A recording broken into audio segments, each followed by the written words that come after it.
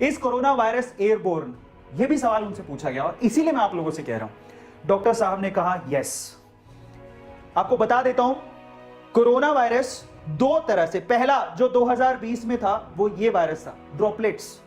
अगर कोई खांसता था तो ड्रॉपलेट्स बाहर निकलती थी, क्योंकि वो वजन में भारी होती थी तो वो नीचे बैठ जाती थी, क्योंकि वो काफी 5 माइक्रोन से ज्यादा होती थी तो नीचे बैठ जाती थी। तो एटलीस्ट हवा से नहीं फैल रहा था 2020 में। अभी 2021 में 5 माइक्रोन से छोटे वायरस भी आ गए हैं, और ये छोटे वायरस हवा में काफी देर तक, क्योंकि हल्के होते हैं तो ये हवा में जिंदा रहते हैं, और इन्हीं को क्या बोला गया है, एरोसोल। ये वायरस है जो कि हवा में है, ये ड्रॉपलेट्स हैं जो कि कहां गिरती हैं, जब आप खांसते हो, आपने खांसे, सीढ़ियों पर गिर गए, फर्श पे गिर गए, रेलिंग पे गिर गए, आप खाना बना रहे तो आप प्लेटफॉर्म पे गिर गए, समझ में आ रहा है। और अगर किसी ने आप वहां पर हाथ लगा लिया तो उसके हाथ के चिपके, और वही हाथ अगर आपने मुंह पे लगा लिया तो गए अंदर।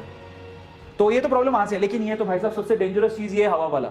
हम तो निकल ही रहे, हमने सोचा हम कमरे में अकेले हैं, वाह खुली हवा में सांस लेंगे, निकाल दिया मास्क, वो गया अंदर। ये खतरे की घंटी है, जो कि डॉक्टर साहब ने खुद अपने इंटरव्यू में कहा है। दो तरह के यहां पर आ रहे हैं, एक तो एरोसोल है, ड्रॉपलेट्स है। एरोसोल से हमें बचने की सबसे ज्यादा जरूरत है, और इसी वजह से ये फैल रहा है, यही वजह है। और आपको असली वजह पता है?